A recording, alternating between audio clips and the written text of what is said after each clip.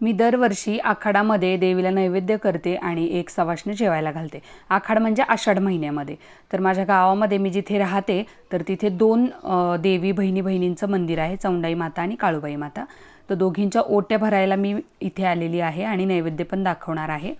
तर आज मी पुरणपोळ्या केलेल्या आहे। तुम्ही इथे बघू शकता टम्म फुगलेली पुरणपोळी केलेली आहे। अर्धा किलो डाळ मी घातलेली आहे आणि पुरणपोळीची रेसिपी आपल्या चॅनलवरती तुम्हाला मिळून जाईल।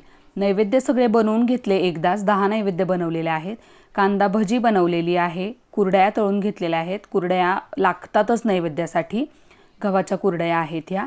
उडदाचे पापड तळून घेतलेले आहेत। ह्यासोबतच तुम्ही पिवळा बटाटा किंवा मेथीची भाजी करू शकता। मला मेथी मिळाली नाही म्हणून मग मी पिवळा बटाटा केलेला आहे।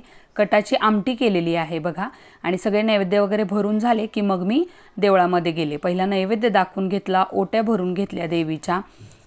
हळद कुंकू नारळांना लावून त्याच्यावरती गहू तांदूळ अशी थोडे थोडे ओटीमध्ये टाकून आणि पीसही घेऊन गेले होते।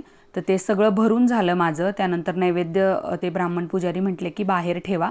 मी इथे नैवेद्य ठेवले, धूप वगैरे दाखवून अगरबत्ती वगैरे लावून मनोभावे पूजा झाली।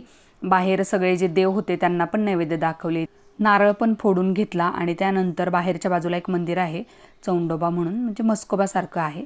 तर मग तिथे पण नैवेद्य दाखवला। आमच्या सोसायटीच्या मंदिरामध्ये गणपती बाप्पांना सुद्धा नैवेद्य दाखवला।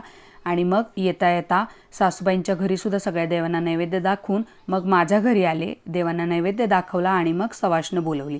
ही माझी मैत्रीणच आहे, तर तिला आज मी सवाष्ण म्हणून सांगितलं होतं। तसं तर 5 सुवासिनी किंवा 7 जणी घालतात, पण मला जेवढं झेपतं तेवढंच मी करते आणि तेही मनोभावाने करते। मग सवाष्णीचं जेवण झालं आणि मग आम्ही जेवायला बसलो सगळे।